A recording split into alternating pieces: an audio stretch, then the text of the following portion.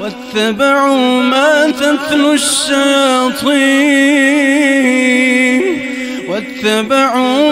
تتلو الشياطين على ملك سليمان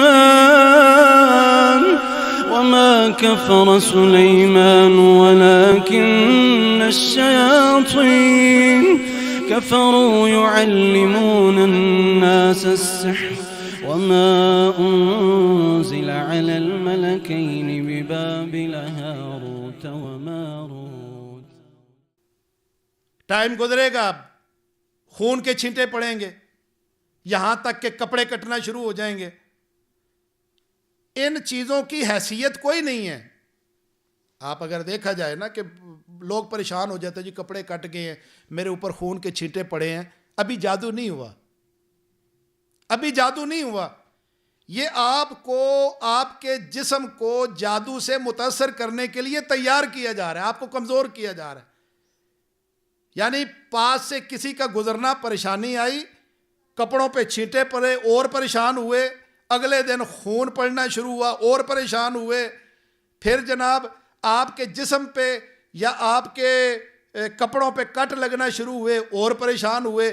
اب اس پریشانی میں کیا ہوتا ہے کہ بندہ ذہنی طور پہ جب پریشان ہوتا ہے تو یہ جگہ بھاری ہوتی ہیں، یہ کندھے کے پیچھے نا جہاں پہ بال ختم ہوتے ہیں، گدی جیسے آپ شولڈر کہہ لیں، ان جگہوں پہ وزن پڑنا شروع ہوتا ہے. اور یہی کمزوری ہے. جب آپ کے اوپر وزن پڑنا شروع ہو گیا، آپ اعصابی طور پہ کمزور ہو گئے، تو سمجھیں کہ شیطان کا وار اب چل گیا ہے. اب وہ اس راستے سے آپ کے جسم پہ آ کر وہ اپنا کنٹرول سنبھال لیتا ہے. اور اسی لیے میں مریضوں کو یہ بات کہتا ہوں عام طور پہ کہ تنہائی سے بھی بچا کریں. جو لوگ تنہائی میں رہتے ہیں نا، چاہے وہ مرد ہیں چاہے وہ عورتیں ہیں، اکیلا پن انسان کو اس بیماری میں زیادہ متاثر کرتا ہے. اور رسول اللہ کی حدیث بھی ہے، آپ صلی اللہ علیہ وسلم نے بھی منع کیا ہے تنہائی میں رہنے کے لیے. جو بندہ الگ ہوتا ہے تو حدیث میں آتا ہے شیطان اس کے پاس آ جاتا ہے، بیٹھ جاتا ہے اور اسے کہتا ہے من خلق کذا. عام بچیاں بھی، کچھ لوگ مرد بھی، وہ کمرہ بند کر کے جی مجھے تنہائی پسند ہے، میں اکیلا رہنا چاہتا ہوں یا میں اکیلی رہنا چاہتی ہوں. غلط ہے. تنہائی آپ کو کفر کی طرف لے کر جا رہی ہے. تنہائی آپ کو شیطان کے اسکنجے میں پھنسا رہی ہے. اکیلا پن آپ کو وسوسوں میں مبتلا کر رہا ہے. اب حدیث سننے بات واضح ہو جائے گی. رسول اللہ صلی اللہ علیہ وسلم نے فرمایا کہ جب کوئی بندہ تنہائی میں چلا جاتا ہے، اکیلا ہو جاتا ہے، لوگوں سے کٹ جاتا ہے، تو شیطان اس کے پاس آتا ہے، کہتا ہے من خلق کذا. کوئی چیز سامنے ہے تو وہ کہے گا من خلق کذا، اس چیز کو کس نے پیدا کیا؟ تو سوال دماغ میں جواب آئے گا کہ اس کو اللہ نے بنایا. وہ کہے گا من خلق کذا، اس چیز کو کس نے پیدا کیا؟ وہ کہے گا، پھر سوال میں جواب آتا ہے. یعنی وہ سوال و جواب کی نشست میں آپ کو پیچھے سے پیچھے لے جا رہا ہے، یہاں تک کہ وہ کہتا ہے من خلق ربک. اچھا، اس کو بھی تیرے اللہ نے بنایا، اس کو بھی تیرے اللہ نے بنایا، اس کو بھی تیرے اللہ نے بنایا، تو من خلق ربک، تیرے رب کو کس نے بنایا ہے؟ رسول اللہ فرماتے ہیں کہ قبل اس کے کہ وہ آپ سے یہ سوال کرے کہ من خلق ربک، اپنی تنہائی کو ختم کر دو. جو بچیاں، بیٹیاں، خواتین تنہائی پسند ہیں، اکیلا رہنا چاہتی ہیں، وہ اپنی تنہائی کو ختم کر دیں. یہ غلط ہے. تنہائی میں جائیں گی، آپ نوٹ کریں گی کہ تنہائی میں آپ کو وسوسوں میں شکار کیا جاتا ہے، آپ کو وسوسوں کی دنیا میں لے جایا جاتا ہے، اور پھر وہ دین کے بارے میں، اللہ کے بارے میں، رسول کے بارے میں وسوسے ڈالتی ہیں. تو ان چیزوں سے بچیں. اللہ مجھے آپ کو عمل کرنے کی توفیق عطا فرمائے. اب تھوڑا سا آخر میں جو اگلا ٹاپک ہے جنات کے حوالے سے تو ابھی چھوڑ دیتے ہیں، جادو پہ ہو گیا، لیکن نظر کے حوالے سے میں ضروری سمجھتا ہوں کہ کچھ چیزیں ذکر کر دوں، کیونکہ یہ معاشرے کی ضرورت ہے نظر کے بارے میں. شروع میں قرآن حکیم کی ایک آیت بھی پڑھی تھی میں نے، وَقَالَ يَا بُنَيَّ لَا تَدْخُلُوا مِن بَابٍ وَاحِدٍ وَادْخُلُوا مِنْ أَبْوَابٍ مُتَفَرَّقَةٍ.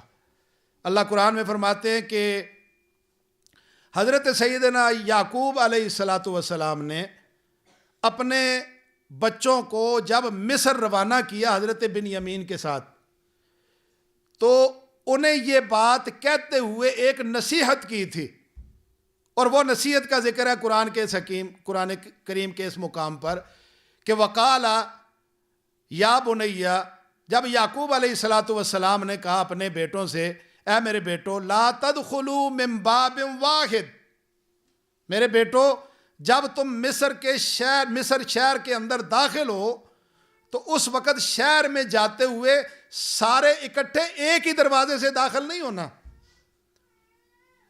وَادْخُلُوا مِنْ أَبْوَابٍ مُتَفَرَّقَةٍ، بلکہ تم مختلف دروازوں سے شہر کے اندر جانا۔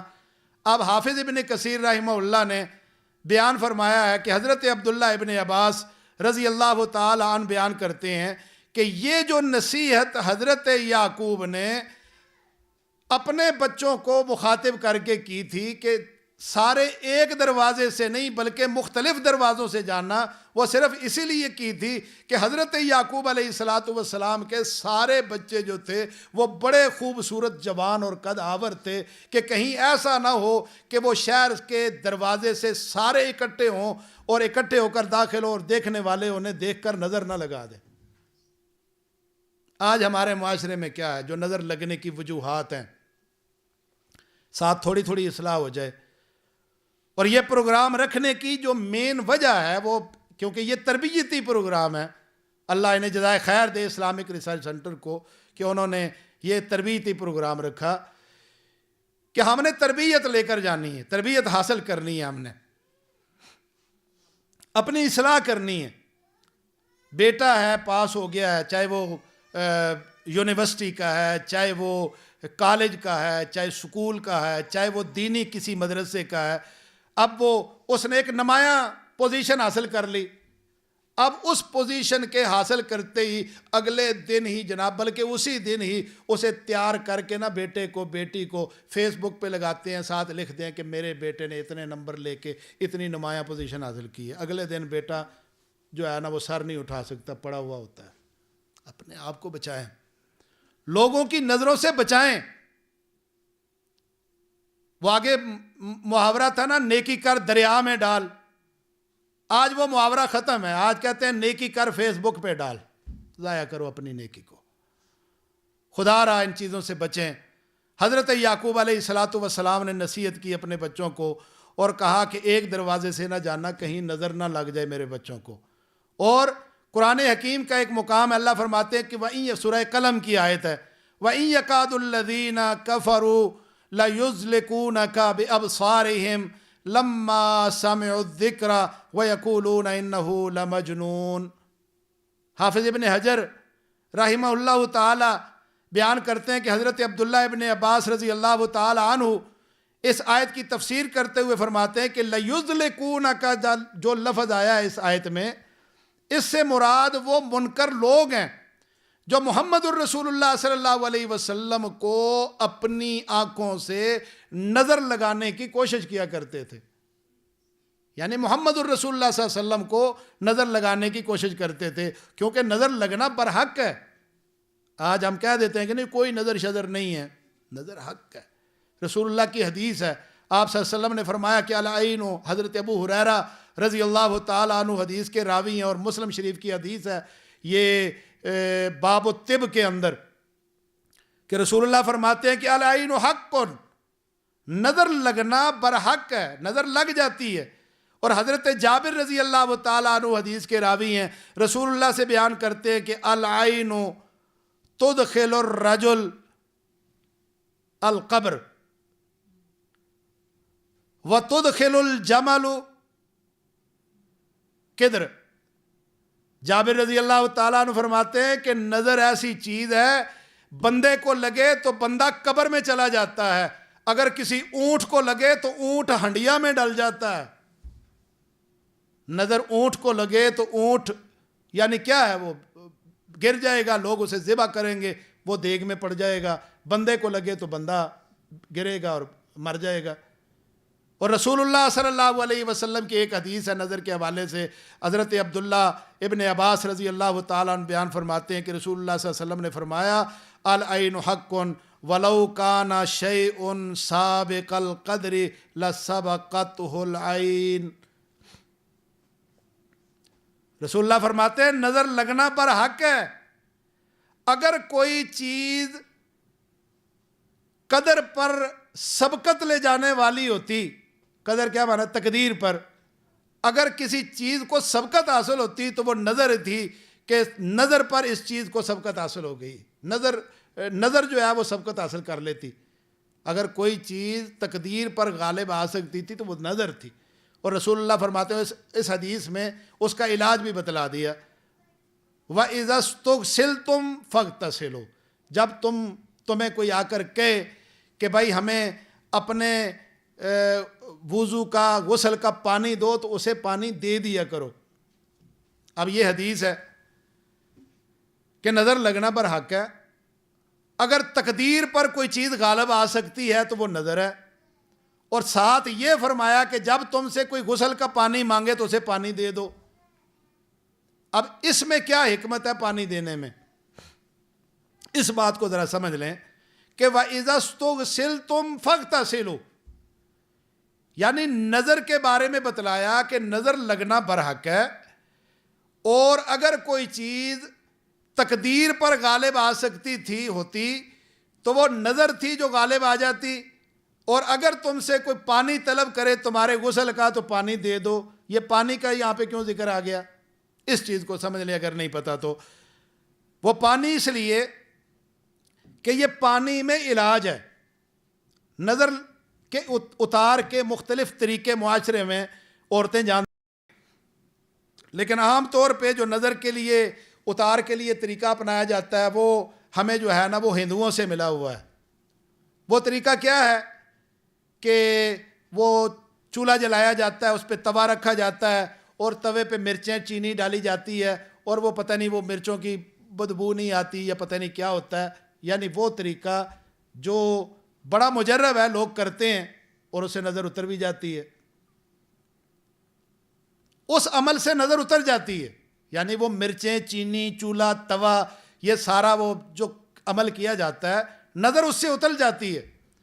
لیکن بحیثیت ایک معالج کے اور بحیثیت ایک معلم کے میری رائے کیا ہے کہ ہمارے سامنے اگر 3 طریقے ہیں نظر کو اتارنے کے تو ہم ایسا طریقہ نظر کو اتارنے کے لیے اپنائیں جس نظر کے طریقے کو کرتے ہوئے بندے کو اللہ کی طرف سے فائدہ بھی ہو، یعنی ثواب بھی مل جائے. اور وہ طریقے کیا ہیں؟ ایک تو وہ ہے جو آپ کو پتہ ہے، وہ ذکر بھی کر دیا ہے، وہ مرچوں والا. دوسرا طریقہ کیا ہے کہ اگر پتہ ہے کہ نظر کس کی لگی ہے، ایک ہے نا کہ پتہ نہیں چلتا کہ کس کی نظر لگی ہے، ایک ہے پتہ چل گیا ہے کہ نظر کس کی لگی. آپ انہیں باتیں سنی ہوں گی بعض لوگوں کے بارے میں کہ یہ فلاں خاتون جو ہے نا اس کی نظر بڑی لگتی ہے، اس سے بچو، اس کی نظر بڑی تیز ہے. لوگ اس خاتون سے اپنے بچوں کو چھپاتے ہیں کہ کہیں نظر نہ لگ جائے. اللہ نے جو اس پر نعمتیں کی ہوئی ہوتی ہیں ان نعمتوں کو چھپاتے ہیں کہ کہیں اس عورت کی نظر نہ لگ جائے، اسے نہیں بتاتے. لیکن نظر تو برحق ہے. اگر پتہ چل جائے کہ نظر کس کی ہے، اب اس میں کیا ہے؟ اس میں حدیث میں آتا ہے رسول اللہ صلی اللہ علیہ. اور اب یہ بات سمجھیں وَإِذَا اسْتُغْسِلْتُمْ فَاغْتَسِلُوا، کہ جب تمہیں کوئی پانی طلب کرے وہ پانی تمہارے غسل کا تو اسے پانی دے دیا کرو. اب یہ علاج ہے. رسول اللہ فرماتے ہیں کہ اگر پتہ چل جائے کہ جس کی نظر لگی ہے اسے کہا جائے کہ تو اپنے اعضاء کو دھو، وضو کے اعضاء کو پورا دھو کے تو وہ پانی ایک بالٹی میں جمع کر کے دو. تو وہ جب پانی دے دے تو وہ جو متاثرہ آدمی ہے جسے نظر لگی ہے، چاہے وہ مرد ہے یا عورت ہے، اس کو پیچھے سے اس کے سر پہ ڈال دیں تو نظر اتر جاتی ہے. اگر پتہ ہو کہ اس بندے کی نظر لگی ہے، وہ بندہ اپنے وضو کا غسل کا پانی جو ہے وہ دے، اس بندے پہ ڈالو تو نظر اتر جاتی ہے. یہ حدیث ہے. اب اس کی دلیل کیا ہے؟ ایک تو یہ حدیث جو آپ کے سامنے پڑھی وَإِذَا اسْتُغْسِلْتُمْ فَاغْتَسِلُوا، کہ جب تمہیں کوئی پانی طلب کرے غسل کا تو اسے پانی دے دو. مطلب کیا کہ وہ پانی اس پہ ڈالیں گے تو نظر اتر جائے گی.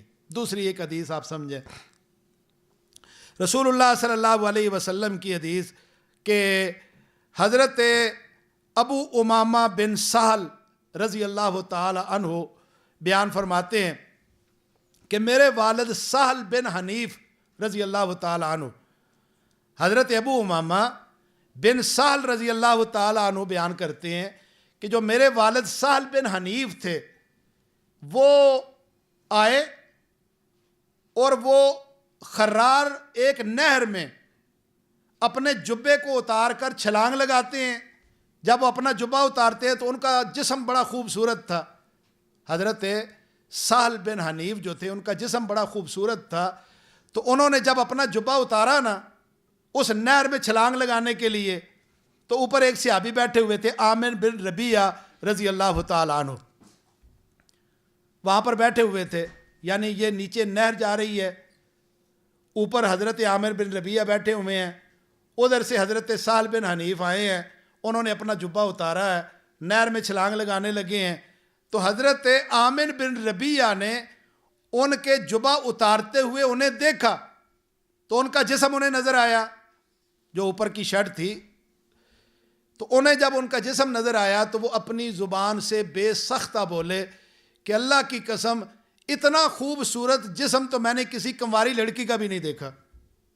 اتنی بات کرنے کی دیر تھی کہ صحابی رسول حضرت سہل بن حنیف اسی پانی میں گر گئے اور انہیں جناب نہ دورے پڑ گئے. معاملہ رسول اللہ کی خدمت میں آ گیا.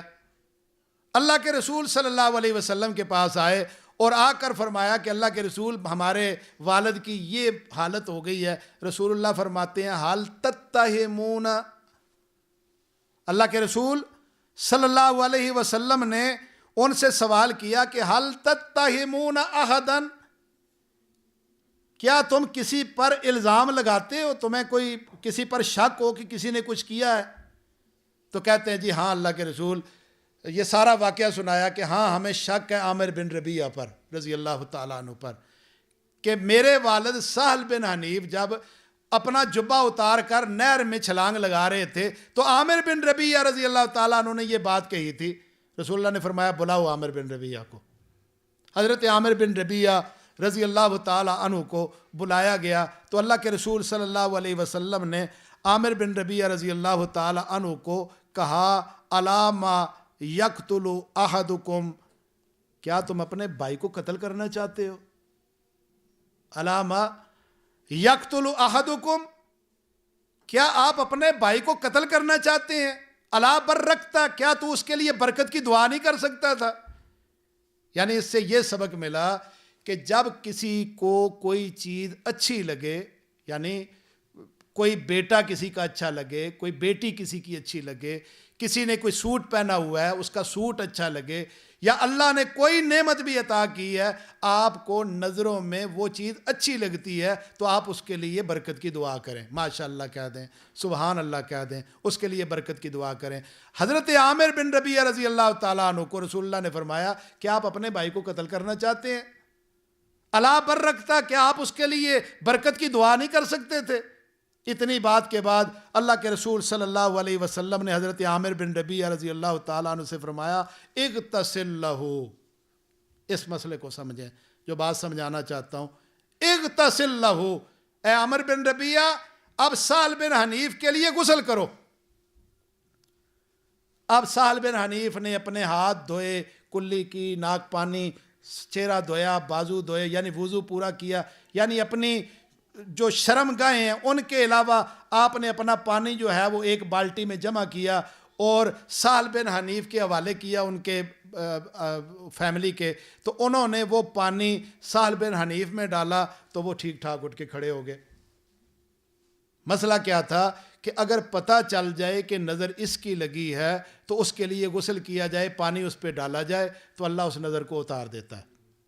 اب پتہ نہیں ہے کہ نظر کس کی لگی ہے. حدیث کیا کہتی ہے؟ رسول اللہ صلی اللہ علیہ وسلم کیونکہ ہمارے لیے بہترین نمونہ ہے، اللہ کے رسول صلی اللہ علیہ وسلم حضرت حسن کو، حضرت حسین رضی اللہ تعالیٰ عنہما کو دم کیا کرتے تھے نظر کا.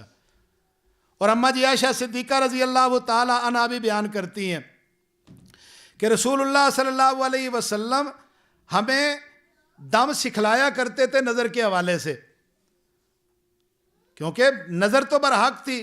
رسول اللہ نے فرما دیا کہ اکثر من یموت من امتی بعد قضاء اللہ و قدرہ بالعین، میری امت میں اکثر جو اموات ہوں گی وہ نظر کے لگنے کی وجہ سے ہوں گی. تو اسی لیے رسول اللہ صلی اللہ علیہ وسلم نے نظر کے اتارنے کے طریقے بھی بتلا دیے. اگر پتہ چل جائے کہ اس کی نظر ہے وہ طریقہ الگ بتلا دیا، اگر نہیں پتہ کہ نظر کس کی لگی ہے وہ طریقہ الگ بتلا دیا، اور عمل کر کے بھی دکھلا دیا. رسول اللہ حضرت حسن حضرت حسین رضی اللہ تعالیٰ عنہما کو جو دم کیا کرتے تھے، حدیث میں مختلف روایات آتی ہیں، اس میں ایک یہ ہے کہ بسم اللہ ارقیک من کل شیء یؤذیک من شر کل نفس او عین حاسد بسم اللہ ارقیک اللہ یشفیک. اگر کسی پہ نظر ہے تو آپ دم کریں، فاتحہ پڑھیں، آیت الکرسی پڑھیں. یہ فاتحہ تو ویسے بھی دم کے لیے ہے، اور اس صورت کا نام بھی دم والی صورت رکھا ہے. فاتحہ پڑھیں، اس پہ آیت الکرسی پڑھیں، سورہ قلم کی آخری 2 آیتیں پڑھیں جو میں نے پیچھے ذکر کی. وَإِن يَكَادُ الَّذِينَ كَفَرُوا لَيُزْلِقُونَكَ بِأَبْصَارِهِمْ لَمَّا سَمِعُوا الذِّكْرَ وَيَقُولُونَ إِنَّهُ لَمَجْنُونٌ وَمَا هُوَ إِلَّا ذِكْرٌ لِّلْعَالَمِينَ. یہ آیات پڑھیں، اس کے بعد فلق ناس پڑھیں. فلق ناس میں بھی نظر کا ذکر ہے، جادو بھی اتر جائے گا، نظر بھی ختم ہو جائے گی. قُلْ أَعُوذُ بِرَبِّ الْفَلَقِ، قُلْ أَعُوذُ بِرَبِّ النَّاسِ 1 دفعہ پڑھیں، 3 دفعہ پڑھیں. اس کے بعد حدیث میں مختلف دعائیں آتی ہیں.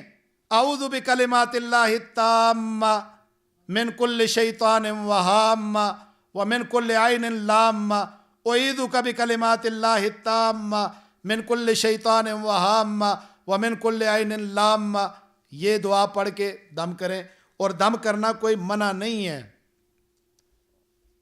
دم کرنا منع نہیں ہے. نظر کے لیے دم کی اجازت رسول اللہ صلی اللہ علیہ وسلم نے دی. اور آپ صلی اللہ علیہ وسلم نے، حضرت عائشہ فرماتی ہیں کہ رسول اللہ فرماتے ہیں کہ استعیذوا باللہ من العین فإن العین حق.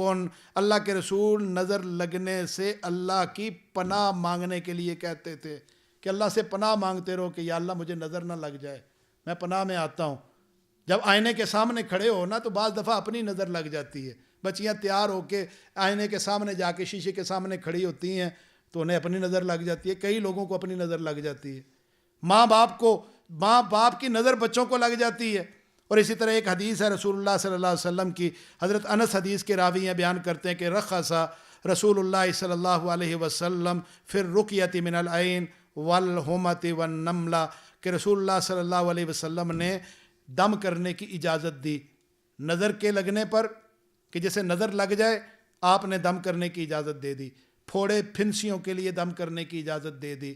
اور رسول اللہ صلی اللہ علیہ وسلم نے ایسے موذی جانوروں کے ڈنگ جو لڑ جاتے ہیں، ڈنگ مارتے ہیں، اس کے زہر کو اتارنے کے لیے بھی دم کی اجازت دے دی. اللہ مجھے آپ کو عمل کرنے کی توفیق عطا فرمائے. وآخر دعوایا ان الحمد للہ رب العالمین.